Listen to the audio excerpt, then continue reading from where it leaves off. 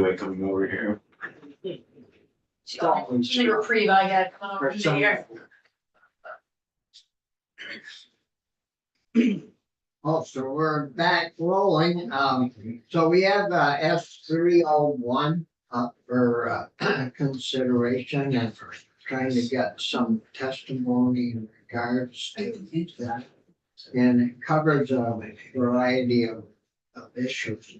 And Steve, did you want to lead off on that? Or if you had some of your ag folks that are limited on time, you want, get them in and out. If it's okay with you, Senator, I think it'd be best for the committee just to hear right from the experts, and I can Okay. help out as needed. But I did give you a little overview last week, and I think Laura DePietro is first on your list in terms of the sections of the bill. If you wanted to have her step up there first. Yeah. You have a comfortable chair now. Yeah, I got it. I feel really good. Don't get too comfortable. I breathe that speaker. Thank you. Previous year.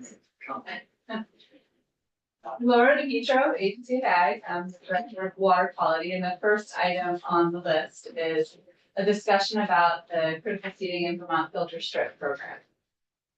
It's been in statute for a number of years now. Honestly, I can't remember, maybe a decade. And we initially built it because we were having a lot of struggles. The federal program is a 15-year program minimum. And so we were thinking, we were having lots of struggles to get a successful program on the ground because of the commitment. And in spaces where you want to seed small areas, that is a challenge for folks to make a long-term commitment because you don't know what the value of land is going to be. You don't know what crop prices will be. And so we built this 10-year program at the state level to try and create this flexibility. And to be honest, we've done a lot of work trying to do outreach, communication, working fields. It's not really succeeding in a way that we can hope it would. And so what we'd like to do is we'd like to try and take another stab at rebuilding the program. Some of our staff have worked with UVM and the students there to talk with them and engage over a semester about, what could be a better buffer program concept or critical area seeding concept. So we've got some of that feedback and then we've got our own experiences as well. But one thing we'd like to do is just remove the 10-year piece to it so that there isn't a time commitment. And just so you're aware, one thing that would do for us is the reason the 10-year was in there, it connected it to capital dollars. It was eligible for capital funding, but we recognize that means it won't be. And that's okay. We can use clean water funds that we have to support the program, which are not capital funding. So removing the 10-year, and the only thing is there's just one typo in there where the 10 years taken out above, but it's not taken out below. So it just needs to be taken out in both places, if that is acceptable to you all. And then it's a broad enough set of language. We'll create a program and test out another method to keep trying to get these other areas where they can be appropriately compensated and protected. And one thing we found too, farmers are afraid of the commitment, and yet farmers, when they do this, often they'll just leave it there, right? So it's like this idea of like, if I sell my land, I don't want to have to tell someone this is locked up in this thing, right? And you need to work with this, or you might have to refund something or whatever. Like, they just don't want that string. But they might be willing to do the project without the string, and then they end up keeping it in there. This works, so they figure out how to navigate it. So is there been a cost analysis or anything? Do you think you'd get many more signers if we did away with the time limit? Honestly, I don't know yet. We're going to work to develop that program. So to run cost analysis, we haven't find it yet, because we need to get this piece done and take all this input and put it together. But admittedly, I don't think it's going to break the bank. It does only. And the whole idea of this, to have these filter strips, is to help clean up the water. Oh, absolutely. And Yeah. runoff And protect it from erosion. For the bigger land areas you might get involved, we have, we already have regulations, but there's a lot of federal programs that can also support. And, we have the CREP program, which is another one that supports. So there are programs that have, once you start getting up in the acreage, you're going to want to look at the programs that have more dollar value up in the acreage. And so these are really meant for smaller areas. And so again, that's why the impact will be as significant. Thank you, Mr. Chair. So Laura, are the parameters pretty similar with the federal and the state program in terms of what the farmers would get? Still to be developed. Again, some of these areas, it's, the federal government typically has a much higher FEMA rate Okay. than we've ever had. So we've tried to steer people to these areas, but again, they come with like these longer term commitments. Yeah. So we're gonna try and find this balance between, you may not get as much money, but you don't have a commitment. Would you still be willing to do it? Yeah, so the risk and reward kind of thing.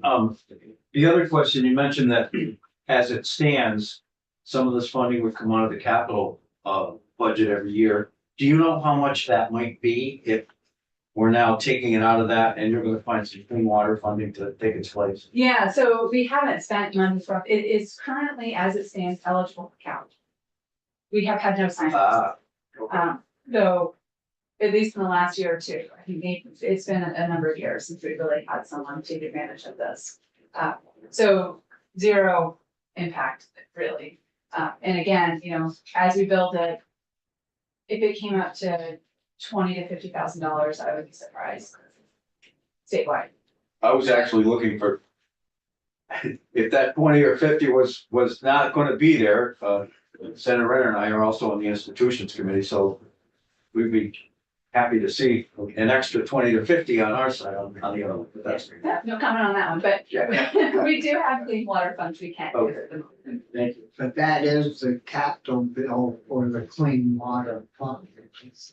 Well, the capital bill is its own separate Yeah. life, right? But when they make the water budget, they are now, over the last couple of years, showing the capital bill in that overall budget. So it's a little confusing, but you gotta keep them separate when you do all your books. So you guys see it. Yes. Line item. Yeah. And what you're suggesting is, just to be clear, page 2, line 9, to delete that 10-year. Yeah, that whole sentence, I think essentially probably really. Oh, okay. I think, I don't even have to. Okay, thank you. So B, Take B out. BL, Yeah, you could remove it. Okay. Thank you. I saw Steve sort of. Thank you. I think we just scratched the 10-year because we still need a grant agreement to give them the money, right? Or at least an agreement to give them the money. But we, Yep, that's Yeah. fine too. Yeah. The bottom line, no 10 years.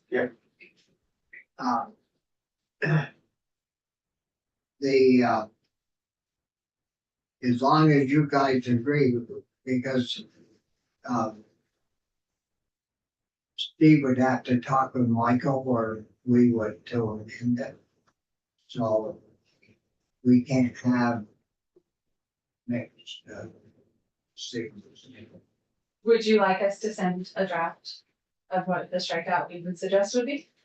Well, I think we gotta have it clear. Either that or just have Mike and Steve tell me.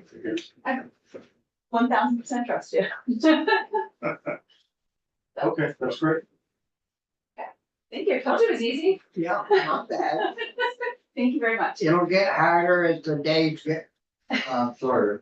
I don't know. It's much better. It's much better than those years where we felt all this water stuff. We're in the shores, Mike. Thank you, Mark. Right.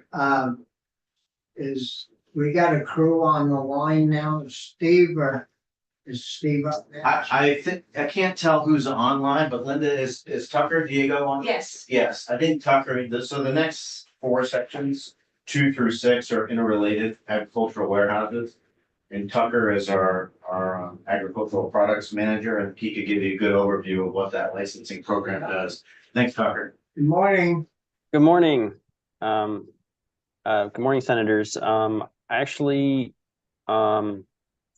I can give an introduction to our proposed changes, but they relate to the changes in the dairy section as well. So I wonder, EB, who's also on. EB, I don't know if you'd prefer to do your update first.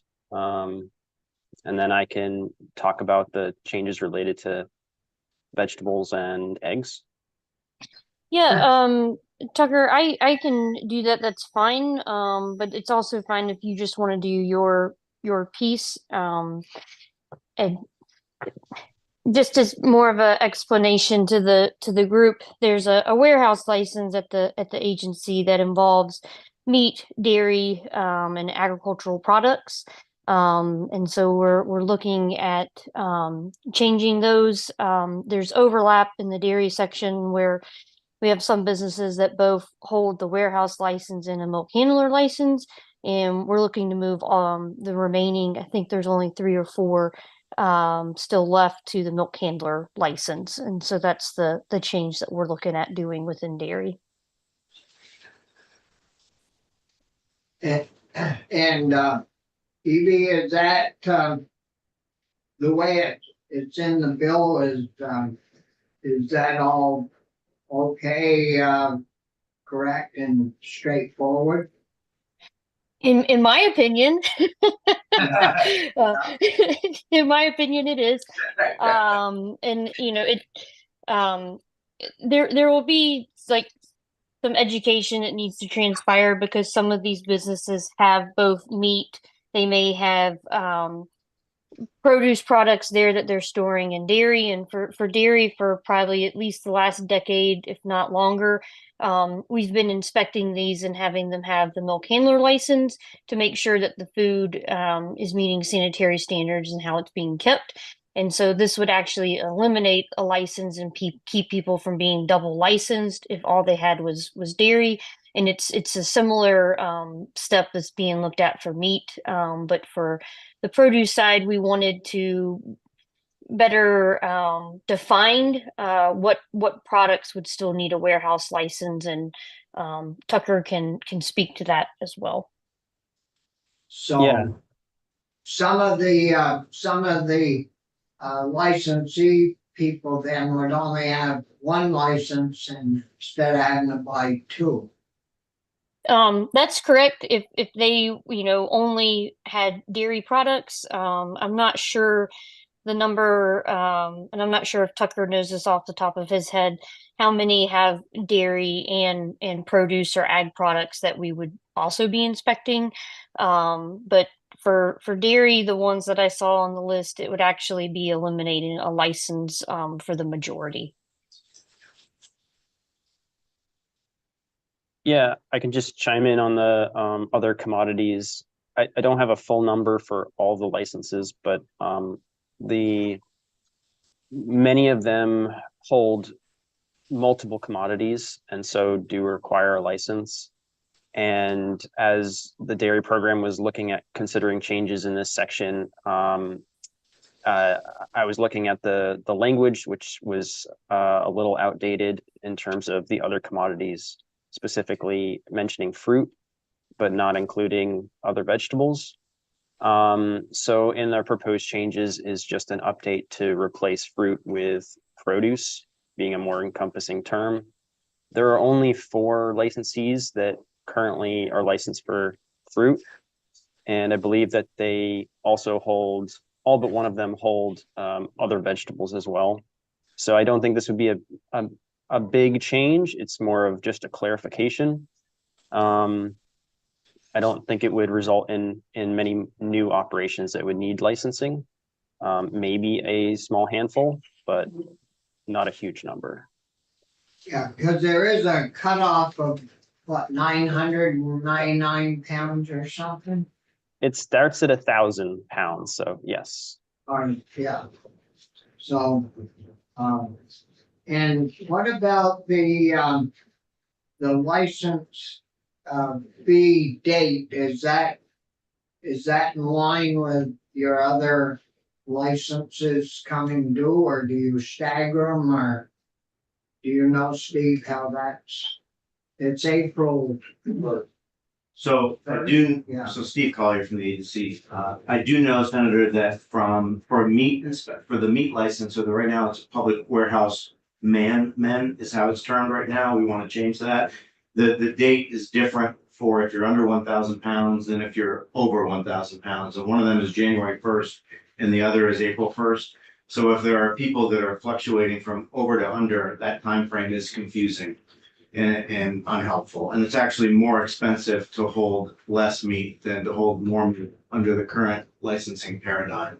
This change though would eliminate that altogether because you would always have a license from the meat, you'd have a meat license, you wouldn't have a public warehouse license regardless of how much meat you're storing. So the April 1st date is a good date. The date, I have to look and see which is which. Page 3. I think it's January 1st is the public warehouse license. Tucker, do you know that or not?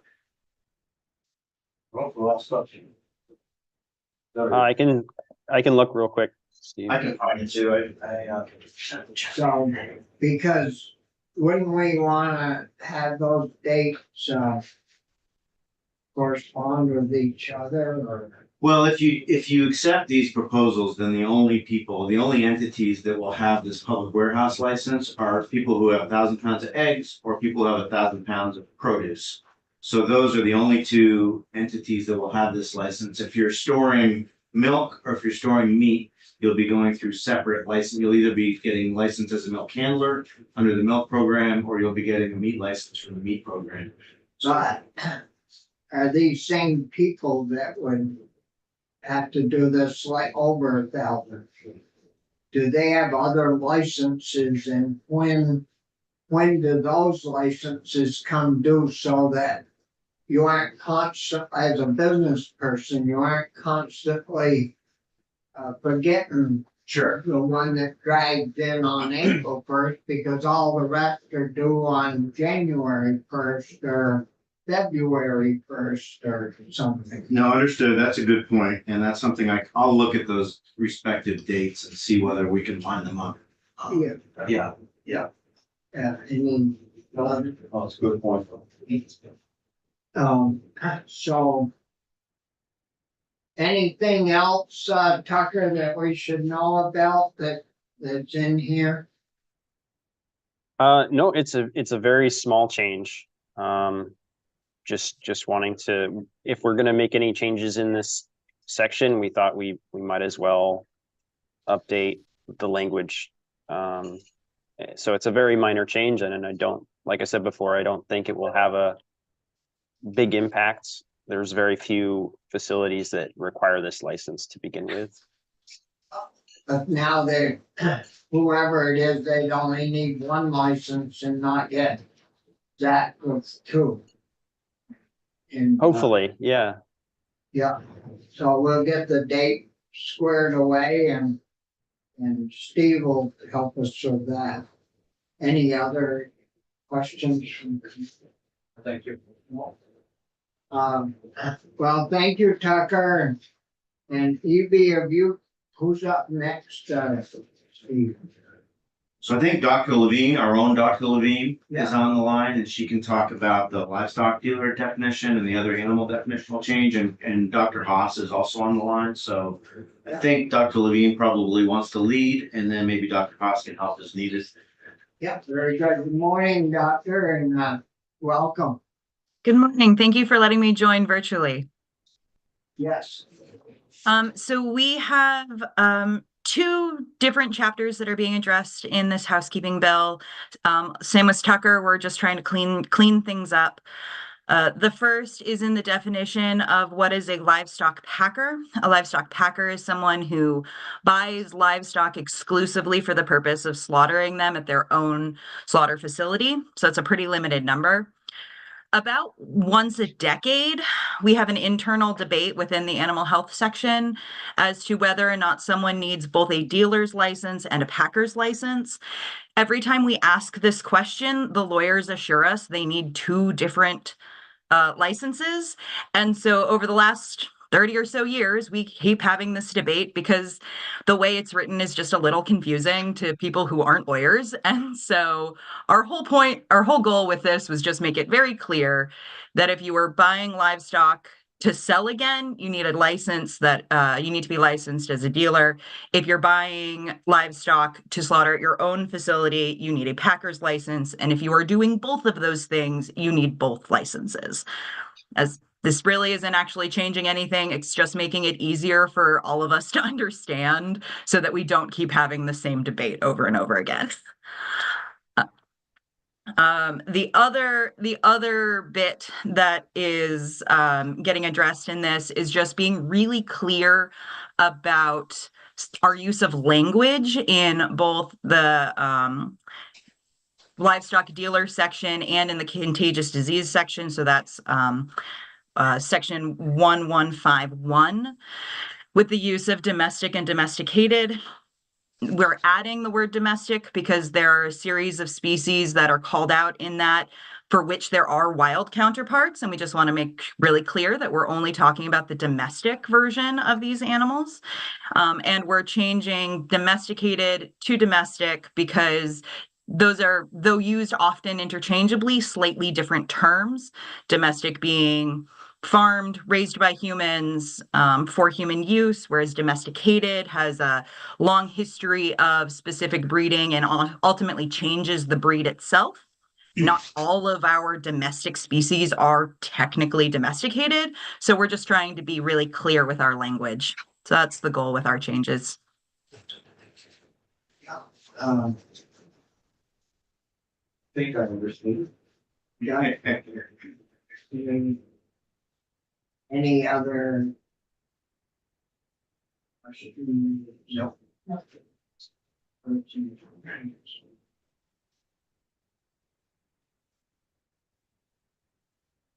So I guess I do, hacker is not necessarily redefined. I mean, you're just using person instead of livestock deal. Well, I guess it is. Okay. We really opened it up. We adjusted some of the phrasing in the definition section, but within the chapter, when they're talking about the licenses, we've added one sentence that makes it clear that both licenses are required. And we figured if we were opening it up, let's just clean up some of the other terms to make it really clear that they're two separate situations. Okay. Thank you.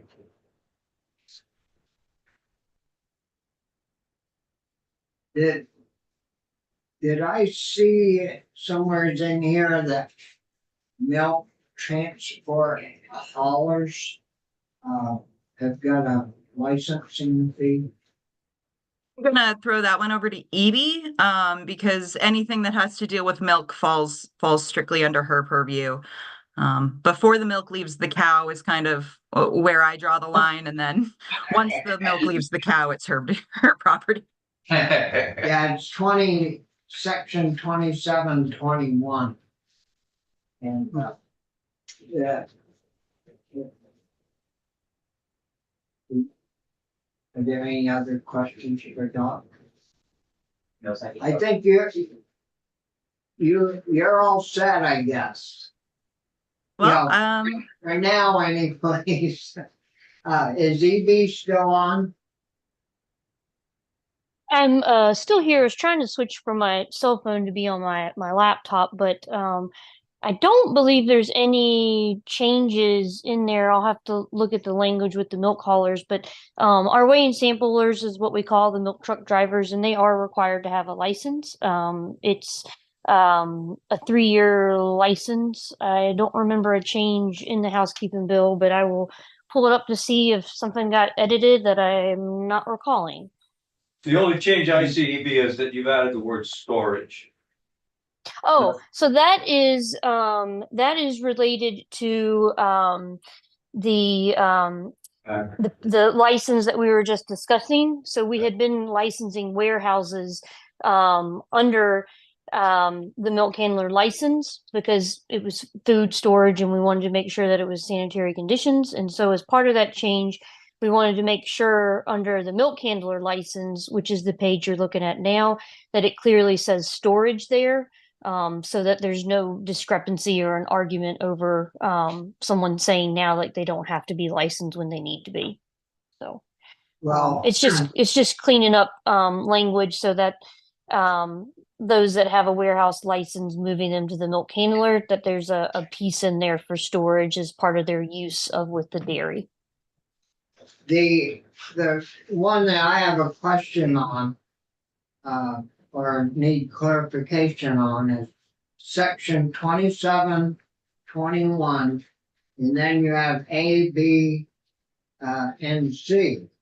And down under C, it says notwithstanding section B of this section, a license handler fee only for transport of bulk milk shall be capped at $750.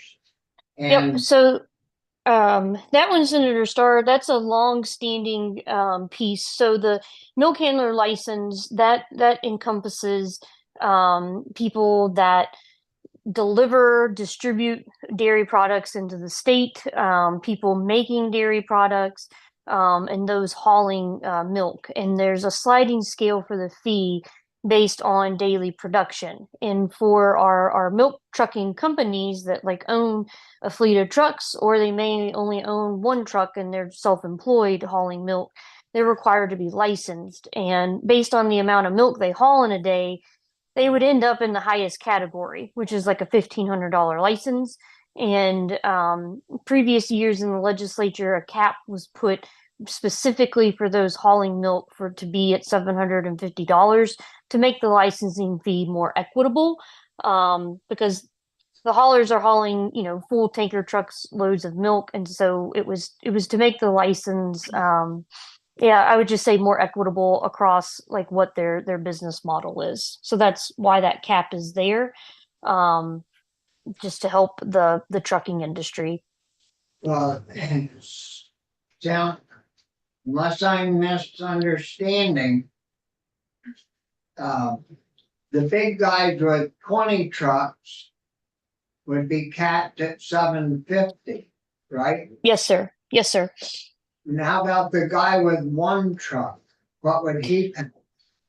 Their cap is again $750, but usually for companies that have one truck to five, normally their license is coming in at about $350, three, something like that, just depending. So the smaller hauler companies are not capping out based on their daily like loads with that. It's those that have, 20 or more that they're hitting the 750 cap. Yeah, but we just got off Zoom with a farmer that talking about, farmers pay all the hauling, all the shipping costs. And we just got off the line with a farmer that pays the same hauling charge for his milk that goes to Cabot from DFA that's in St. Albans. So they sell Agrimark. He's an Agrimark farmer. So no, he's a DFA farmer. So DFA sells the milk to Agrimark and it goes to Cabot. And he pays the same rate for hauling that the guy that sends their milk to Boston pays. And the only ones that were helping with this cap sounds to me like the big fleeter guys that've got a whole fleet of trucks. Because what this farmer was talking about is next year he'll be producing enough milk, he thinks, so that he will be able to take his truck tractor that he uses around the farm to do many things. In the summer months, that same truck would be able to haul his milk over to Cabot, which is a 35-40 mile trip. And then he would save all that money from paying to have it shipped to Boston. And I think, there should be a minimum fee that's very reasonable and a cap fee that's high enough to cover whatever costs that you folks have to entail to give out licenses and all those things. Mm-hmm.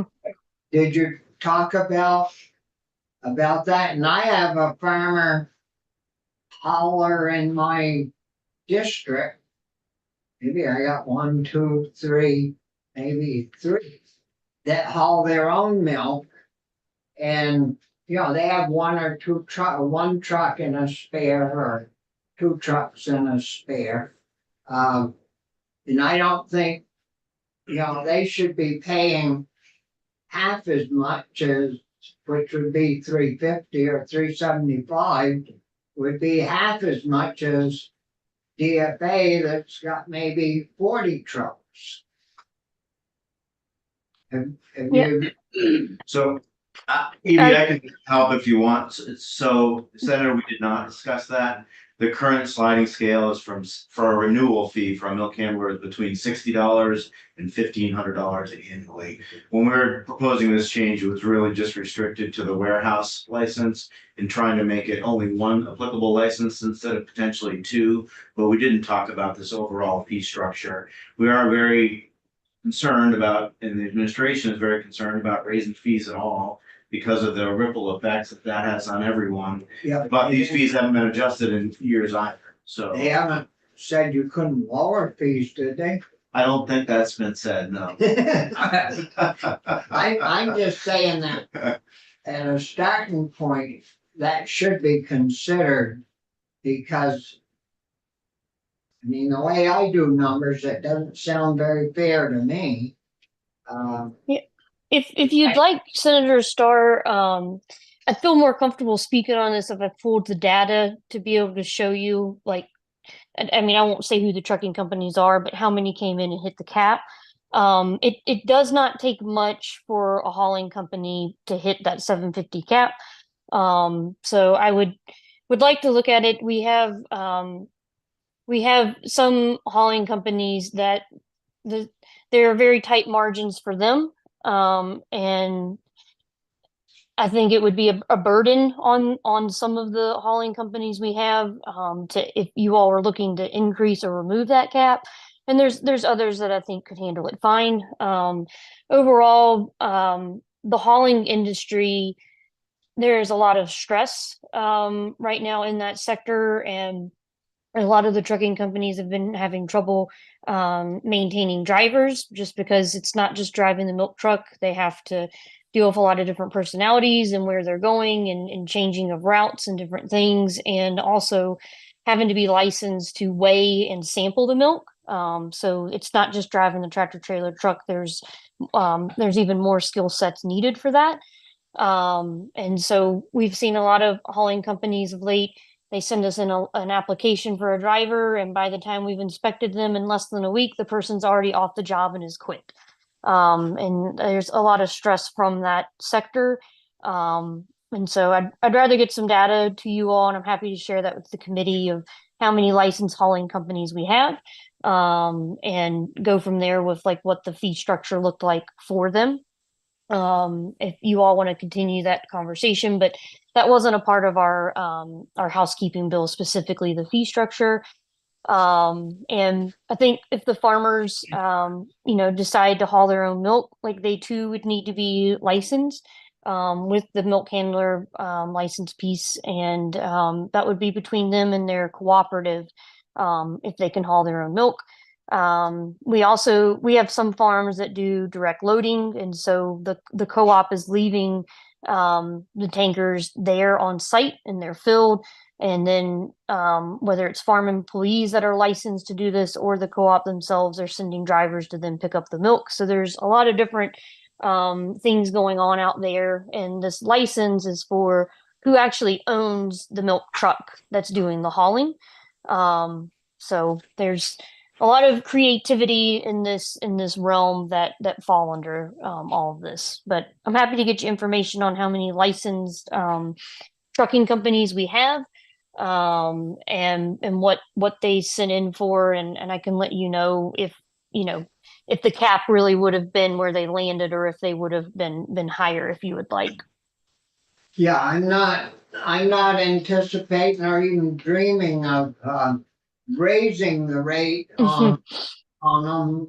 My only concern is for the owner, operator, farmer who's shipping their own milk shouldn't have to pay half as much almost as the guy that's got 20 of these milk trucks. And I know all about the transport with my business for 40 odd years, so you don't have to tell me about, and I never hauled a load of milk, and I swore when I was 18 years old that I never would haul a load of milk.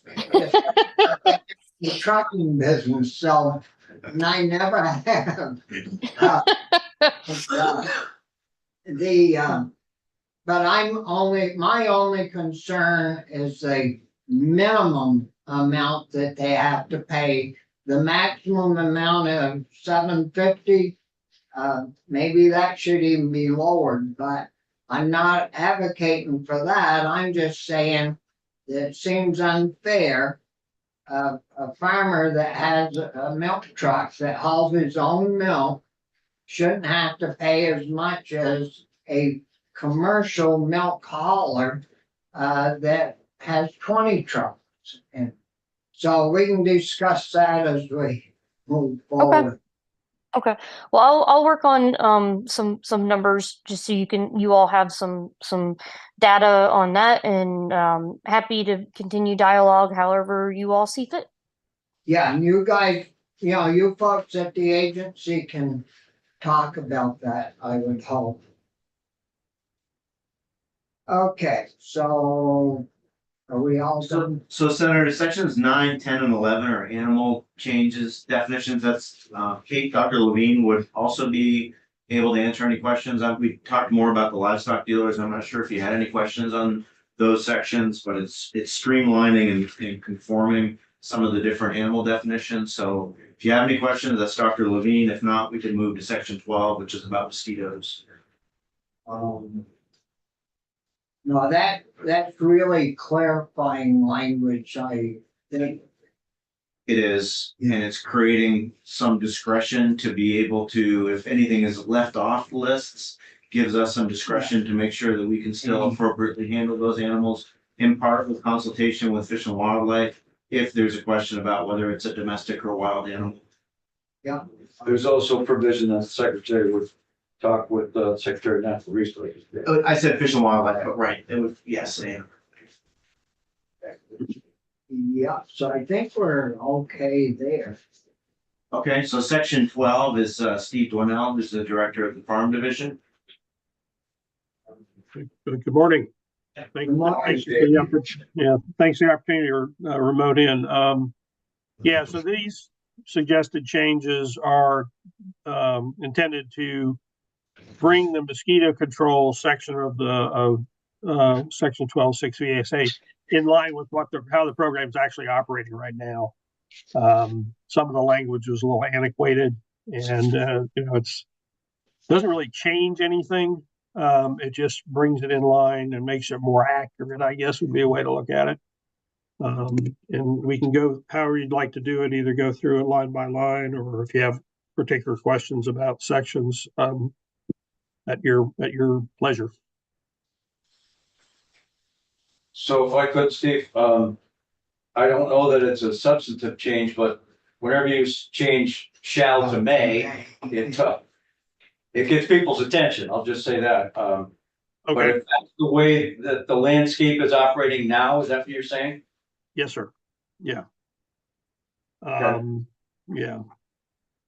And on line 15, have you got the bill right there? Yes, sir. So page 12, line 15, and you're striking oiling. It's just I don't know what that is. What is oiling, or what? Yeah, well, it's something hopefully nobody's doing anymore. It's an old larviciding practice where you actually would pour oil on water to suffocate mosquito larvae. And it was something that was done in the 1950s and 60s. And we obviously don't want that to happen anymore. So that's not the truck that used to go around spraying the fog and everything that looked like fog. No. I was a kid, I thought it was a great thing, so I ride my bike as close as I could to the truck. You're not the only one. So I think they used to oil, so mosquitoes would land in it and die. Yeah, okay. Well, and et cetera, it would also suffocate the larva because they couldn't get oxygen. That was Right. the primary reason. And would you just tell us, since our colleagues will ask, what is the reason from the shift from shall to may? Partially because some of the things that are, let me get to this particular section here. It's section 12. Page 12. What's the question again? Line Number 9, right? Line 9. What's the reason to shift from shall to may? Well, if you don't mind, Senator, while Steve's looking at it, I can try to address it a little bit. It's really just that when shall is compulsory, as you all know. And some of the duties are so broad that shall is an impossibility. As an example, surveying swamps or other sections within the state suspected of being mosquito or other biting arthropod breeding areas. We can't do that. I mean, there's no way that we could survey every area that has mosquitoes in it. So we target our resources to try to deal with, we gather the information, we're targeting what we can do, but that's just, if you're gonna have a shall, you wanna have defined duties that are actually something that we can meet. So it won't change anything about how we do our duties. It's just it's giving us the discretion we already exercise, but we always like the law to line up with practice. And so if you So have. why not keep it shall and just make the practices within your ability to complete them? You know what I mean? Like, I if do. there's like 15, bring it down to 10 or 9 or whatever. I mean, that's another tack that we could certainly take. I think that we don't have a problem with the breadth of the way this language is defined. We want and do all of those things. So if you're going to keep the shall, then you'd want to be restricting each one of those. And we don't want to restrict it. We want the authority and the ability to go and do the surveying. We just don't want it to say you shall mosquito every swamp with, shall survey every swamp with mosquitoes, because that's an impossibility. I mean, there's mosquitoes everywhere. Right. Would you be equally comfortable with something like when possible? I think that's effectively the same as may. So yes, we could be comfortable with anything that, I mean, you could also say, using the discretion, shall do this. You could also create a priority list. We just don't like a law that's compelling us to do something we can't do, because then somebody could call up and say, why aren't you doing this? And we say, well, we don't have the resources, but How long has it been shall, I don't know. I assume it's been like that for a long time, Senator. This is not a request to change anything about what we do, but we have the resources we have, and we try to diligently perform all of them. But to have such broad requirements that we're ordered to perform is not what it said. It just. So why would that be? Oh, I'm not saying it wouldn't work. I'm just, No, I mean, your suggestion. my suggestion? I don't know. It was just a thought. I'm not a wordsmith, but Can you get back to me and just let me know which ones of these you think are really important? I mean, just send me an email, like if you were to prioritize these, which ones are, gosh, they should in a way be shall. So you want to know which ones you think should be Yeah, are compulsory? really big impacts sort of things. That would be helpful. I'd be happy to try to do that, Senator. That'd be great. what I was trying to do, and maybe I'm Yeah. not a wordsmith, so I don't mind having that list there, and I understand that you're asking for a certain amount of discretion, which I agree that that's important. So I'm trying to maybe mitigate the word shall into something that makes sense with the way things are actually operating and not change anything, but also allowing, if for instance, you find a particular outbreak in an area, I'm assuming that there would be focus on that area from the agency to fix it. And if not, then you don't have to, kind of. Sure, we do surveillance, and if we find a triple E, then we'll do more surveillance in that area because of that. I mean, another way to do it would be to say, shall perform these duties to the, within the resources, as practicable within the resources available. And there's other ways we're not trying to say we aren't required to do all these duties. It's just that we have to do them within the Right. resources we have, so maybe I could also, maybe instead, Senator, I could try to rephrase that definition. We're not trying to And maybe Sure, I'm just Jimmy, not please. quite understanding what, so these are, when did these sorts of things usually go into effect? Like when, when would you have to do these things? Well, that's the question. I mean, Yeah. right now. It's not like complaint driven, it's. Well, the way it's worded now, if arguably, if Yeah. anyone suspects there's a mosquito, then we're required to conduct a survey. So that's kind of my point is we can't do that. Certainly, we respond to complaints, certainly we address issues. But if we got 50 complaints tomorrow that different citizens are saying there's a mosquito in the swamps, go survey it. There's no way we could do that. Right. And Steve, if I could, Please, add yeah. to that, yeah, I'm sorry, and Steve, thank you very much. You were very, accurate and succinct in your explanation of the intention behind the change. So the way the program works now is we conduct surveillance for mosquito populations to determine if there is potential for disease transmission. Primarily West Nile virus, and then more recently, Eastern equine encephalitis. And especially last year, we started picking up Eastern equine encephalitis up in the northwest part of the state. And so we, responded by increasing surveillance, adding traps, adding personnel, adding routes to, narrow down where the species carrying the virus were occurring in what numbers, and then working with the Department of Health to identify, what the appropriate public information so people could avoid exposure, and then, looking at what we might need to do to do additional work.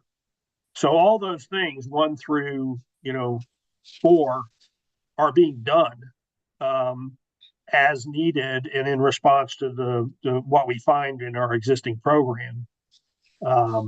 Which again, we work with the Department of Health on that. But Steve, may I just ask you a quick question as you're on that then? Like number 4, make the results of the Secretary's surveys of investigations. If you're in a community where this work is being done, why would you say you might show it to the select board and mayors rather than shall? It just seems like they would want to know. yeah, I can see that. Yeah. Says May. They're changing it to May, right? No, it says make the results. Right, but why would we not want that to be shall instead of may? Because they might not have results.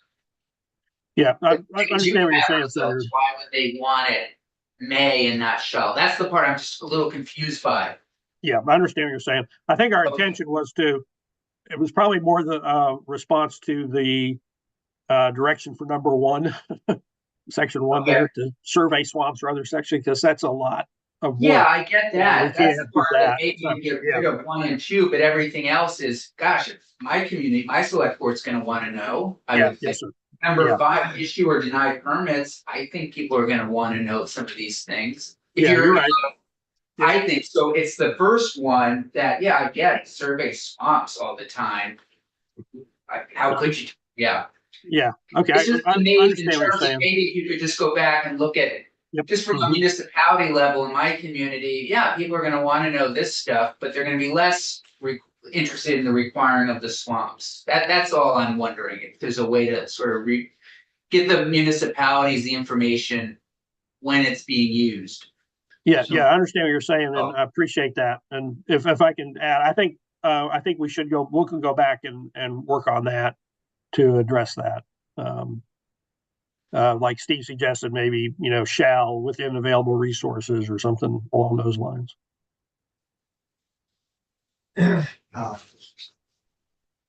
But I think I have followed your thinking.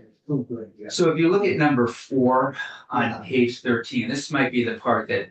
So make the result of the secretary's surveys. So if the secretary is surveying and investigating and has these things available, it seems like they shall make them available to the Department of Health and Select Board rather than maybe make them available.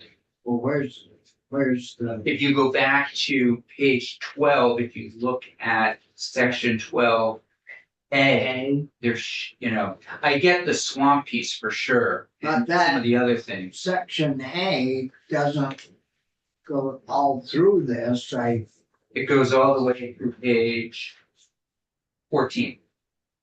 but that section A would dictate that number 4, it would, the way A is May written. rather than shall, yeah. Would make, so in 4, it says, make the results of the secretary's survey, investigations and studies available. So that doesn't make it that the secretary. It does, because the way, right, because up here it says all of these would be mays instead of shalls. Am I misreading this? I mean, this is, yeah. No, the only thing, if I can, the Yeah. only thing I would add is that it's all public record too. Like this work, there might be some of it that would be exempt for specific reasons, but I totally appreciate your point, and you're right. Yeah. We don't have any desire to not produce that information, and we want to produce that information, and it's because it's public record, we have. But I totally get your first one, Yeah, like the surveying of swamps and all of that. Yeah, how could you do it all? Yeah, good, good. So is there a way that you can work on clarifying that language? yeah, we can. We'll take another look at it, and Grading might, might help it too. yeah, absolutely. If it's okay with you, Senator, we'll put together a little list and we'll send something to Mike. Just with our thoughts about it, and then he can share that with you, or I can send it to all of you, however you prefer. Well, You said it to Mike, well, deputy chair, and we skated until. well, I don't want Mike writing something that we haven't at least okay to look at, so,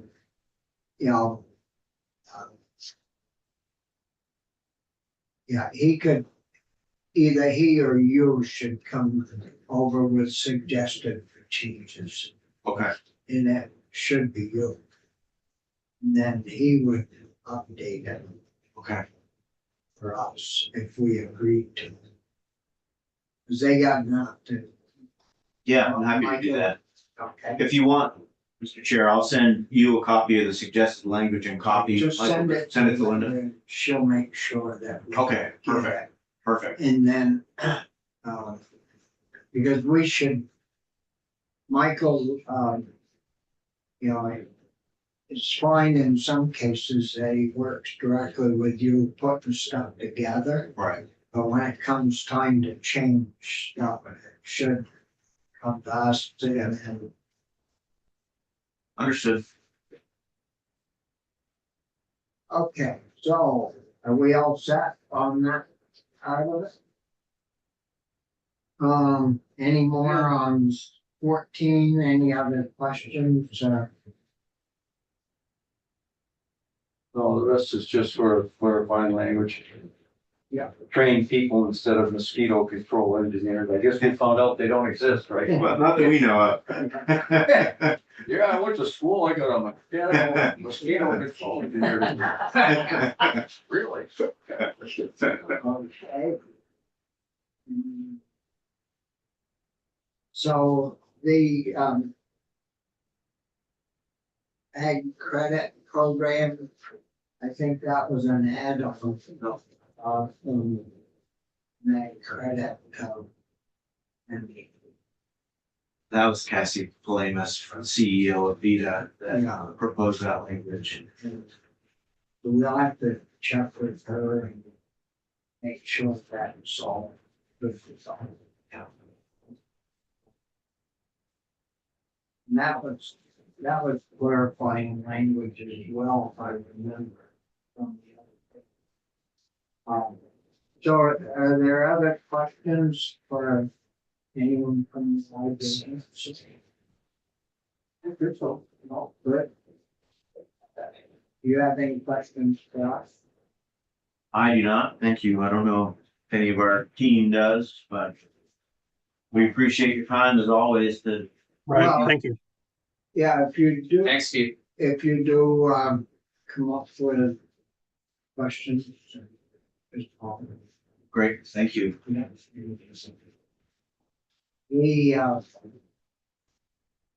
we certainly, would be interested in, if you've got somebody monitoring, the pesticide stuff upstairs, be good, because we don't really get up there much. I meet with Dave, the chair, once a week or so, to see where they're, what they're doing and planning, but, and Steve should drill down maybe deeper on the corn seed issue. Try to find out as much as we can about how they cook the neonics to the corn seed and because we're gonna end up in a battle one of these days, because people wanna ban everything. Well, this morning, we had a farmer on that testified, and we didn't even ask him what would happen. He told us that he's a college graduate, you know, seemed like he knew what he was talking about, that if he had to grow corn with no fertilizers and no pesticide, that he'd have to double his acreage of corn to get the tonnage that he's getting now. And he didn't say this, but knowing that these big tractors that they use today to plant 12 rows and do all their work with, you know, if they use a couple of gallons of fuel an hour, if people are worried about climate control and you cause farmers to have to run their equipment twice as much as they've been running their equipment, it certainly isn't going to help climate control. And they don't make electric tractors yet, and if they did, just think of the electric juice if you had to use twice as much as what you're using today to run over this ground with. So, you know, we need to balance that stuff all out so that it doesn't totally get out of control. Well, we will be testifying on that bill, Senator, I think next week, but that hasn't been scheduled yet. But we share the environmental and the concerns for farmers. And I think one of the things we have to remember as the state of Vermont is that we don't set the national economy. So we've just got to figure out how to operate within it. And while we're protecting all of our citizens, but that includes our economy as well. So trying to carve that path where we're operating within the national economy is instead of trying to set our own is an important balance, I think. Yeah. I mean, some of this stuff is good.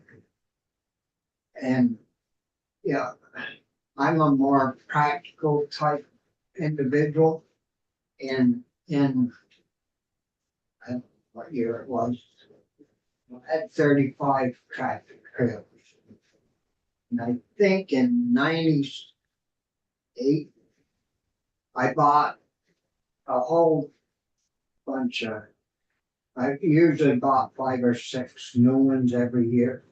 So for like 2 years in a row, I bought these Aerodyne tractors,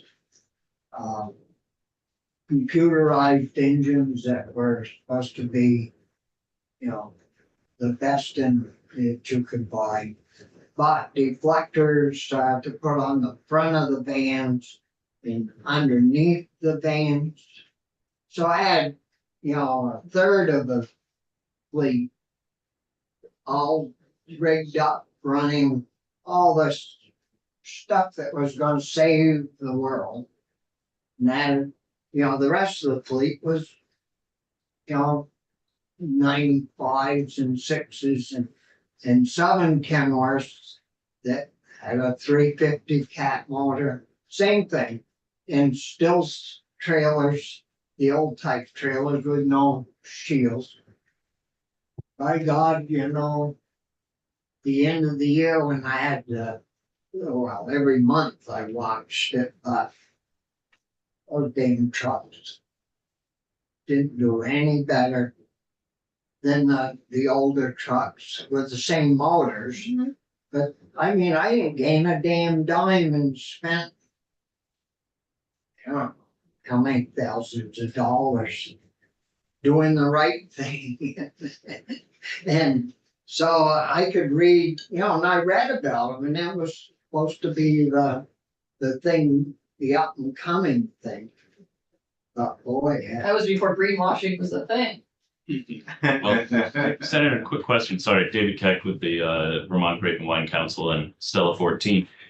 One of the questions I actually had for the committee had to do with electric tractors, as I'm in talks with Monarch Tractor, which is an electric tractor. It's 40 to 60 horsepower, so smaller than a lot of what is required for some of this larger corn harvesting, etc. But curious whether the committee's discussed the USDA equip package for replacing diesel tractors with electric tractors, because I think there's a national program now for subsidies for people to use the electric tractors. For us in vineyards, an electric tractor at 60 horsepower that's semi-automatic can mow my vineyard without me, and I can spray the entire vineyard and take 8 hours on one charge. So there's a lot of appeal to this. The challenge is that they're currently $75,000, which is more than most of us are spending on a small vineyard tractor. So just curious whether that's come up in discussion at all, or We should. no, we haven't gotten to that yet. No. But It's a good if idea. you got one of these, did you say you can buy a small tractor to do this remotely with? Exactly. So I'm chatting with Monarch Tractor. They're based on the West Coast and they're already being produced. They just entered the market a couple of years ago, but they're coming out to do a demo for us at the end of May. And not just vineyard, but I think a lot of the fruit and vegetable farmers could look at these because they're small impact. They're only 6,000 pounds. They're not compacting the soil in the way of a big, larger tractor, but they also can collect data in the way a much larger $200,000 tractor can because it's electric. So a lot of the data collection is pretty amazing and semi-automated for things like mowing. They're not able to spray or do anything like that automated yet, but it's pretty interesting. Because they earlier this year, I don't recall who was doing it, but they were showing this small lag backhoe Okay. it was on TV. And I don't know, the state was thinking of buying one or the deal was, but they were showing it on TV and I mean, not very big. Yeah. And 6 hours was maximum run time. Yeah. They're saying 8+ hours right now on one charge for the Monarch, which is Yeah, pretty much all I needed. If I'm on a track more than 8 hours and having a bad day. and I think it all depends on probably the size of the battery. Mhm. And the size of the piece of equipment that it's pushing or pulling. Yep. And what it's being used Used for, for. but I would expect once we get through our bills that we, that we have to meet certain deadlines on. It would be good for us to get more information to understand that, so to recommend or whatever Sure. to our voters. Yeah. Because I think there is a federal program that is in place. It hasn't been adopted in Vermont yet for equipment replacement. It's as part of the EQIP program. So anyway, that worth discussing and happy to. Have you talked with John Roberts or? No, yeah, I literally just began this conversation with Monarch last week. I'd reached Oh. out and they reached back and, anyway, we, Cause I occasionally I read stuff.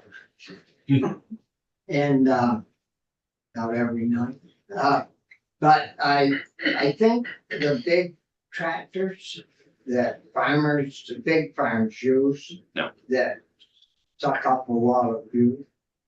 I think we'll see hydrogen come along eventually, hydrogen powered, that will maybe fill that need. Yeah. Because I'll tell you, if we use our grid, our electric grid for everything that some people would like to have us do with it, we're gonna have blackouts like That's gonna be we challenging. never known. I hope I don't ever see that, so, and so, yeah, well, anything else? That's great. Well, anyway, thank you committee and thank you, agency, Thanks so much. for everything. And, as soon as, you get something worked out on I had, language stuff. we're still live. Thank you.